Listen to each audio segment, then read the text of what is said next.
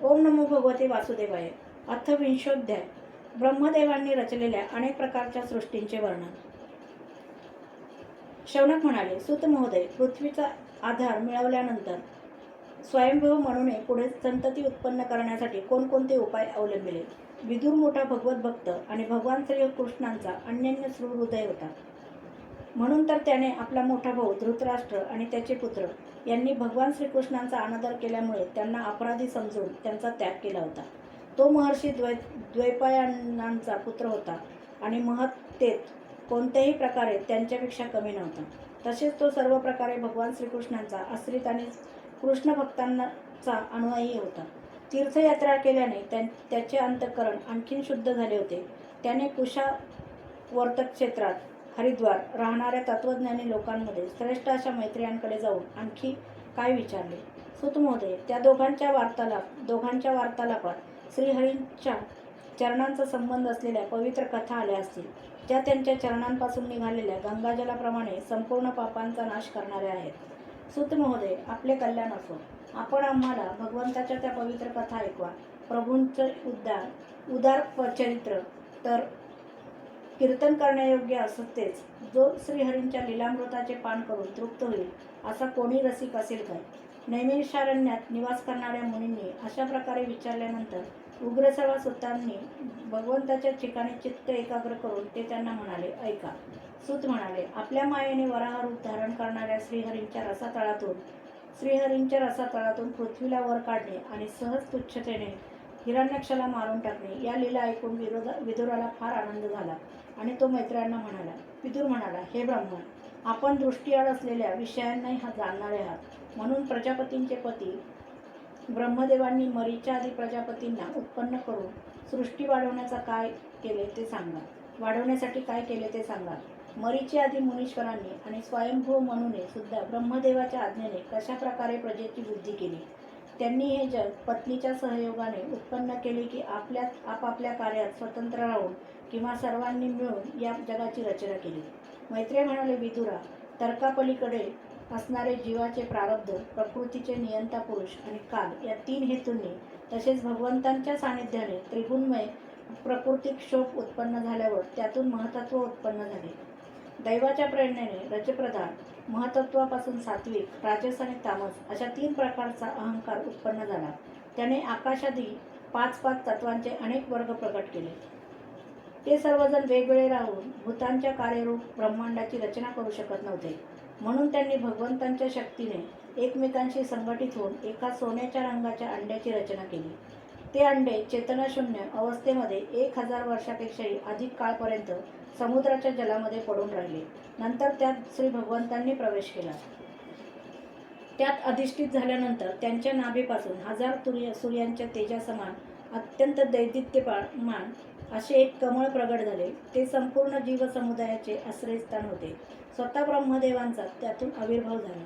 जेव्हा ब्रह्मांडाच्या गर्भरूप जलात शयन करणाऱ्या श्री नारायण देवांनी ब्रह्मदेवांच्या अंतःकरणात प्रवेश केला, तेव्हा त्यांनी पूर्वकल्पामध्ये आपणच निश्चित केलेल्या नामरूपमय व्यवस्थेनुसार लोकांची रचना करण्यास सुरुवात केली. सर्वप्रथम त्यांनी आपल्या छायेपासून तामिश्र, अंधतामिश्र, तम, मोह आणि महामोह अशी 5 प्रकारची अविद्या उत्पन्न केली. आपले हे तमोगुणी शरीर ब्रह्मदेवांना योग्य वाटले नाही, म्हणून त्यांनी त्याचा त्याग केला. ज्याच्यामुळे तहानभुकेची उत्पत्ती होते अशा त्या रात्रीरूप शरीराला त्या शरीरापासून उत्पन्न झालेल्या यक्ष आणि राक्षसांनी ग्रहण केले. त्यावेळी तहानभूक लागल्याने ते ब्रह्मदेवांनाच खायला उठले आणि म्हणू लागले, याला ठेवू नका, खाऊन टाका, कारण ते तहानभुकेने व्याकुळ झाले होते. घाबरून जाऊन ब्रह्मदेव त्यांना म्हणाले, अरे यक्ष राक्षसांनो, तुम्ही माझे संतान आहात, म्हणून माझे भक्षण करू नका. त्यापैकी खाऊन टाका असे जे म्हणाले ते यक्ष झाले आणि रक्षण करू नका असे जे म्हणाले त्यांना राक्षस असे नाव पडले. नंतर ब्रह्मदेवांनी सत्वगुणांच्या प्रभावाने दैदिप्यमान होऊन मुख्य देवतांची निर्मिती केली. त्यांनी खेळता खेळता ब्रह्मदेवांनी त्याग केलेले दिवसांचे प्रकाशमय शरीर ग्रहण केले. यानंतर ब्रह्मदेवांनी आपल्या नितंबापासून कामासक्त अशा असुरांना उत्पन्न केले. ते अत्यंत कामलुलूप असल्याने उत्पन्न होतात मैथुनासाठी ब्रह्मदेवाकडे गेले. ते पाहून पहिल्यांदा त्यांना हसू आले, परंतु पुन्हा ते निर्लज्ज असून आपला पाठलाग करीत आहेत हे पाहून भयभीत आणि क्रुद्ध होऊन ते वेगाने पळू लागले. तेव्हा भक्तांवर कृपा करण्यासाठी त्यांच्या भावानुसार दर्शन देणाऱ्या शरणागत वत्सल वरददायक अशा श्रीहरींच्याकडे जाऊन ते म्हणाले, हे परमात्मा, माझे रक्षण करा. मी आपल्याच आज्ञेने प्रजा उत्पन्न केली होती, परंतु ती तर पापी प्रजा माझ्याशीच मैथुनाला प्रवृत्त झाली आहे. नाथ, आपणच एकमेव दुःखी जीवांचे दुःख दूर करणारे आहात आणि जे आपल्या चरणांना शरण येत नाही त्यांना दुःख देणारे एकमात्र आपणच आहात. भगवान तर प्रत्यक्ष सर्वांचे हृदय जाणणारे आहेत. ब्रह्मदेवाची व्याकुळ स्थिती पाहून ते म्हणाले, तू आपल्या या कामकलुषित शरीराचा त्याग कर. भगवंतांनी असे म्हणतात, त्यांनी ते शरीर सोडून दिले. शरीराचा त्याग करणे म्हणजे ती भावना टाकणे आणि शरीर ग्रहण करणे म्हणजे ती भावना ग्रहण करणे. ब्रह्मदेवांनी सोडलेल्या त्या शरीराचे एका सुंदर स्त्रीत संध्यादेवीत रूपांतर झाले. तिच्या चरणकमलातील नूपूर झंकारत होते. तिचे डोळे अत्यंत मादक होते आणि कमरपट्ट्याने सुशोभित झालेल्या साडीने कंबर आच्छादित होती. तिचे उत्तुंग स्तन अशा प्रकारे एकमेकांना चिकटले होते की त्यांच्यामध्ये काही अंतर नव्हते. तिचे नाक आणि दात मोठे सुंदर होते. तसेच ती मधुर हास्य करीत हावभाव करीत असुरांच्याकडे भावपूर्ण दृष्टीने पाहत होती. काळ्याभोर केसांच्या बटांनी सुशोभित अशी ती सौंदर्यवती कुमारी लज्जेने चूर होऊन स्वतःला पदराआड लपवत होती. हे विदुरा, त्या सुंदरीला पाहून सर्व असुर मोहित झाले. अहो, हिचे किती विलक्षण रूप, केवढे अलौकिक धैर्य आणि कसे तरुण वय. पहा ना, आम्हा कामातुरांच्या मध्ये ही कशी निष्काम असल्यासारखी फिरत आहे. अशा प्रकारे त्या कुबुद्धी दैत्यांनी श्रीरूपिणी संध्यादेवीच्या विषयी निराळे तर्कवितर्क करून नंतर तिचा मोठाच आदर करीत प्रेमाने तिला विचारले, हे सुंदरी, तू कोण आहेस आणि कुणाची मुलगी आहेस? भामिनी, तुझे येथे येण्याचे प्रयोजन काय? तू तुझ्या या अनुपम सौंदर्याचे हे अनमोल प्रदर्शन करून आम्हा अभाग्यांना का त्रास देत आहेस? अबले, तू कोणी का असेनास, आम्हाला तुझे दर्शन झाले हीच मोठी भाग्याची गोष्ट आहे. तू तर चेंडू खेळत खेळत आम्हा पाहणाऱ्यांचे मन मोहित करीत आहेस. सुंदरी, जेव्हा तू उसळलेल्या चेंडूवर आपल्या तळहाताने थापटी मारतेस तेव्हा तुझे चरणकमल एका जागी स्थिर राहत नाही. तुझी कंबर स्थूल स्तनांच्या भारांनी थकल्यासारखी भासते आणि तुझ्या निर्मल दृष्टीतून सुद्धा थकावट डोकावते. अगं, तुझ्या केस सांभार किती सुंदर आहे. अशा प्रकारे श्रीरूपाने प्रगट झालेल्या त्या सायंकालीन संध्यादेवीने त्यांना अत्यंत कामासक्त बनवले आणि त्या मूर्खांनी तिला कोणी रमणी रत्न समजून तिचे ग्रहण केले. त्यानंतर ब्रह्मदेवांनी गंभीरपणाने हसून आपल्या कांतिमय मूर्तीपासून, ज्या आपल्या सौंदर्याचा जणू स्वतःच आस्वाद घेत होत्या, अशा गंधर्व आणि अप्सरांना उत्पन्न केले. ब्रह्मदेवांनी चंद्रिका रूप असलेल्या त्या कांतिमय प्रिय शरीराचा त्याग केला. त्यालाच विश्वावसू आदी गंधर्वांनी प्रसन्नतेने ग्रहण केले. यानंतर भगवान ब्रह्मदेवांनी आपल्या आळसापासून भूतपिशाच उत्पन्न केले. त्यांना वस्त्रहीन आणि केस विस्कटलेले पाहून त्यांनी आपले डोळे मिटून घेतले. ब्रह्मदेवांनी त्याग केलेल्या त्या जांभई रूप शरीराला भूतपिशाचांनी ग्रहण केले. हिला निद्रा असेही म्हणतात, जिच्यामुळे जीवांच्या इंद्रियांना शिथिलता आल्यासारखी वाटते. जर एखादा मनुष्य उष्ट्या तोंडाने झोपला तर भूतपिशाच त्याच्यावर आक्रमण करतात, त्यालाच उन्माद म्हणतात. नंतर भगवान ब्रह्मदेवांनी आपल्या बलवान असल्याची भावना करून आपल्या अदृश्य रूपाने साध्यगण आणि पितृगणांना उत्पन्न केले. पितरांनी आपले उत्पत्तीचे स्थान असलेल्या त्या अदृश्य शरीराला ग्रहण केले. हेच प्रमाण मानून कर्मकोंडी लोक श्राद्धे आदीद्वारा पितर आणि साध्यगणांना अनुक्रमे पिंड आणि हव्य अर्पण करतात.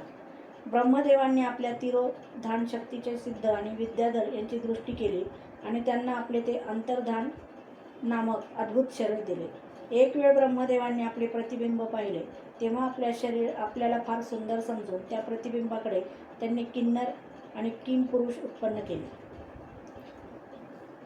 ब्रह्मदेवांनी त्याचा त्याग केल्यानंतर त्यांनी त्यांचे ते प्रतिबिंब शरीर ग्रहण केले. म्हणून ते सर्वजण उषःकाली आपल्या पत्नीसह ब्रह्मदेवांना गुणकर्मांचे गायन करतात. सृष्टीची वाढ होत नाही असे पाहून एकदा फारच चिंताग्रस्त होऊन ते हातपाय पसरून झोपी गेले आणि पुन्हा क्रोधावेशात त्या भोगमय शरीराचा त्यांनी त्याग केला. त्यातून जे केस झडून पडले ते अही झाले.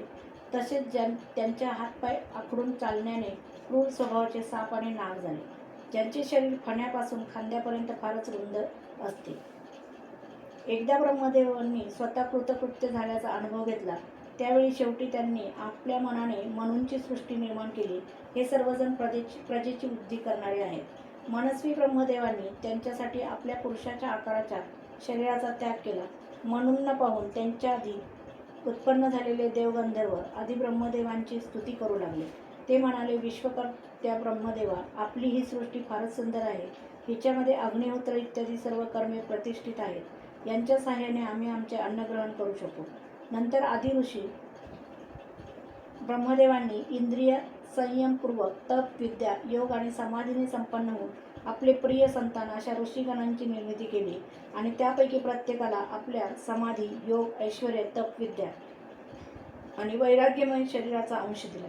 अध्याय 20 समाप्त.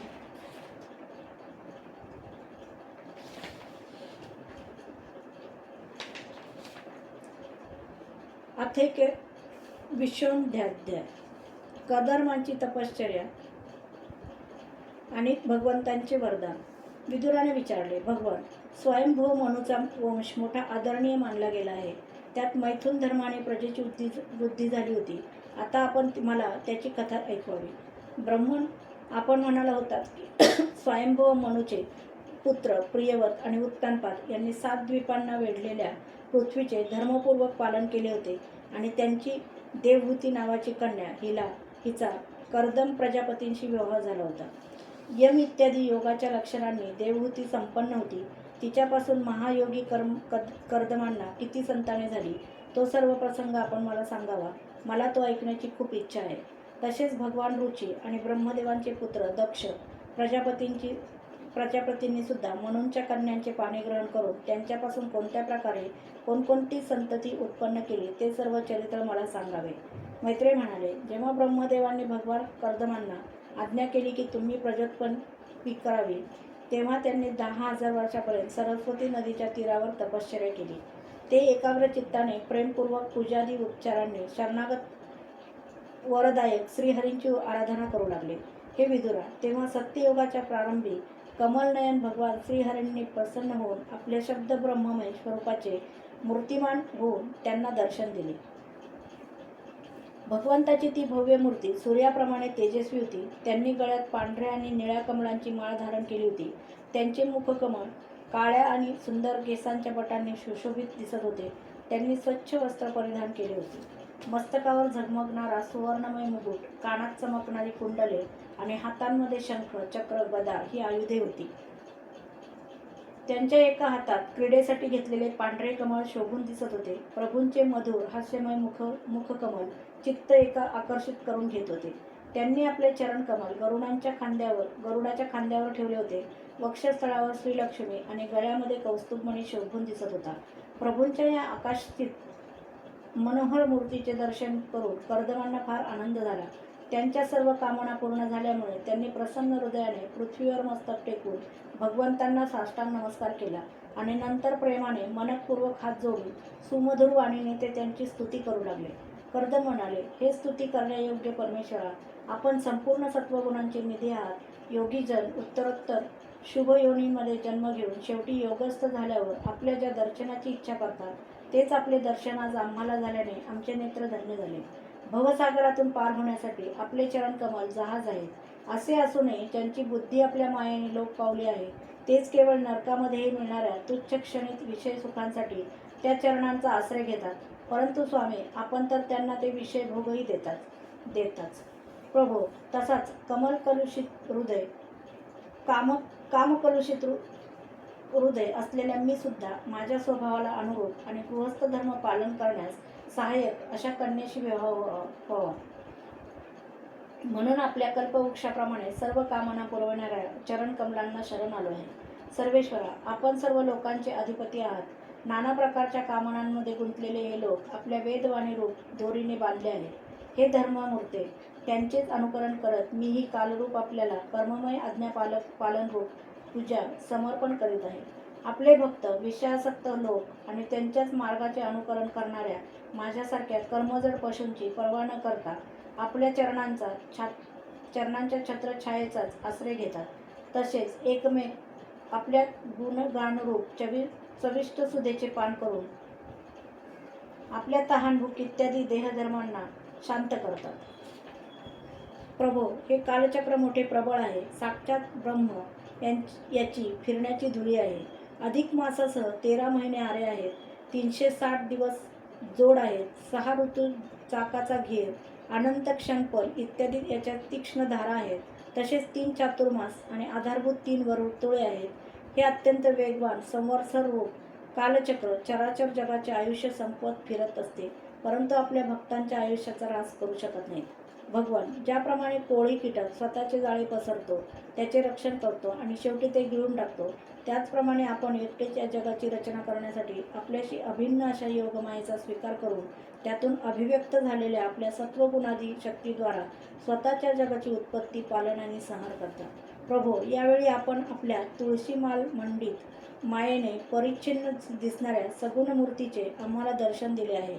आपण आम्हा भक्तांचे जे शब्दादी विषय सुख प्रदान करता ते माईक असल्या कारणाने आपल्याला जरी पसंत नसले तरी परिणामता आमचे कल्याण करण्यासाठी असल्याने ते आम्हाला प्राप्त हो. आपण स्वरूपता निष्क्रिय असून सुद्धा मायेच्या द्वारा सर्व जगाचा व्यवहार चालविणारे आहात. तसेच अल्पसी उपासना करणाऱ्यांवर सुद्धा सर्व इच्छित वस्तूंचा वर्षाव करणाऱ्या आपल्या वंदनीय चरणकमलांना मी वारंवार नमस्कार करतो. मैत्रेय म्हणाले, भगवंताच्या भुवया प्रेमपूर्ण स्मितहास्ययुक्त दृष्टीने चंचल होत गेल्या. ते गरुडाच्या खांद्यावर विराजमान झाले होते. कर्दमांनी जेव्हा निष्कपट भावाने त्यांची स्तुती केली तेव्हा ते अमृतवाणीने बोलू लागले. श्री भगवान म्हणाले, ज्यासाठी तू आत्मसंयम करून माझी आराधना केली आहेस, तो तुझ्या हृदयातील हेतू जाणून मी अगोदरच तशी व्यवस्था केली आहे. प्रजापते, माझी आराधना कधीच निष्फळ होत नाही. त्यातून ज्यांचे चित्त नेहमी माझ्या ठिकाणीच लागलेले असते, त्या तुझ्यासारख्या महात्म्या लोकांनी केलेली उपासना तर अधिकच फलदायी होते. प्रजापतीपुत्र सदाचार संपन्न सम्राट स्वयंभू म्हणून ब्रह्मावर्तामध्ये राहून 7 समुद्रांनी वेढलेल्या सर्व पृथ्वीचे राज्य करीत आहे. विप्रवर तो धर्मज्ञ राजश्री म्हणून शतरूपा राणीबरोबर तुला भेटण्यासाठी परवा येथे येईल. त्याची एक रूप यौवनशील आदिगुणांनी संपन्न काळेभोर डोळे असलेली कन्या यावेळी विवाहाला योग्य झाली आहे. प्रजापते, तू तिच्यासाठी सर्व दृष्टीने योग्य आहेस, म्हणून तो तुलाच ती कन्या अर्पण करेल. ब्रह्मन, गेल्या अनेक वर्षापासून तुझे चित्त जशा पत्नीची इच्छा करीत आहे तशीच ती राजकन्या लवकरच तुझी पत्नी होऊन तुझी यथेष्ट सेवा करेल. ती तुझे वीर्य आपल्या गर्भात धारण करून त्यापासून 9 कन्या उत्पन्न करेल आणि पुन्हा त्या कन्यांपासून लोकरीतीला अनुसरून मरीची आदी ऋषिगण पुत्र उत्पन्न करतील. तू सुद्धा आपल्या आज्ञेचे यथायोग्य पालन करून शुद्धचित्त होऊन नंतर आपली सर्व कर्मफळे मला अर्पण करून मलाच प्राप्त होशील. जीवांवर दया करून तू आत्मज्ञान प्राप्त करशील आणि नंतर सर्वांना अभयदान देऊन स्वतःसहित संपूर्ण जगताला माझ्यामध्ये आणि मला तुझ्यात स्थिर असलेला पाहशील. महामुनी, मी सुद्धा माझ्या अंशकला रूपाने तुझ्या तेजापासून तुझी पत्नी देवहूतीच्या गर्भात अवतीर्ण होऊन सांख्यशास्त्राची रचना करी. मैत्रेय म्हणाले, कर्दम ऋषींना असे सांगून इंद्रिय अंतर्मुख झाल्यावरच प्रकट होणारे श्रीहरी सरस्वती नदीने घेतलेल्या बिंदुसर तीर्थावरून निघून गेले. भगवंतांच्या सिद्ध मार्गाची, वैकुंठ मार्गाची सर्व सिद्धपुरुष प्रशंसा करतात. कर्दम पाहत असतानाच ते त्याच मार्गाने गरुडाच्या पंखातून प्रकट होणाऱ्या सामवेदाच्या आधारभूत ऋचा ऐकत निघाले. श्रीहरी निघून गेल्यावर त्यांनी सांगितलेल्या काळाची वाट पाहत भगवान कर्दम ऋषी बिंदुसरोवरावरच राहिले. वीरवर इकडे मनुसुद्धा महाराणी शतरूपा आणि कन्या यांना सुवर्णजडित रथात बसून पृथ्वीवर फिरत भगवंतांनी जो दिवस सांगितला होता त्या दिवशी शांतिपरायण महर्षी कर्दमांच्या त्या आश्रमात पोहोचले. सरस्वतीच्या पाण्याने भरलेले ते बिंदू सरोवर असे स्थान आहे की जेथे आपला शरणागत भक्त कर्दमाबद्दल उत्पन्न झालेल्या अत्यंत करुणेने भगवंतांच्या डोळ्यातून अश्रू बिंदू ओघळले होते. हे फार पवित्र तीर्थ आहे. याचे पाणी कल्याणप्रद आणि अमृतासारखे मधुर आहे. तसेच महर्षीगण नेहमी याचे सेवन करतात. हे बिंदू सरोवर पवित्र वृक्षवेलींनी वेढलेले होते. त्यात निरनिराळे शब्द करणारे पवित्र पशुपक्षी राहत होते. ते स्थान सर्व ऋतूंमधील फळांनी आणि फुलांनी संपन्न होते आणि सुंदर वनराई त्याची शोभा वाढवित होती. तेथे मदमस्त पक्ष्यांचे थवे किलबिलाट करीत होते. धुंद भ्रमर गुंजारव करीत होते. आनंदित मोर पिसारा पसरून नृत्य करीत होते आणि आनंदित झालेले कोकिळ कुहू कुहू करून एकमेकांना बोलवित होते.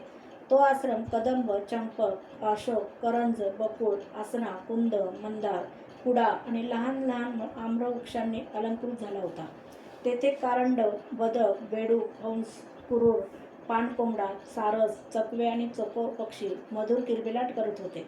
तसेच हरिण, डुक्कर, साळी, गवे, हत्ती, वानर, सिंह, माकडे, मुंगूस, कस्तुरी मृग आदी पशूंनी तो आश्रम भरलेला होता.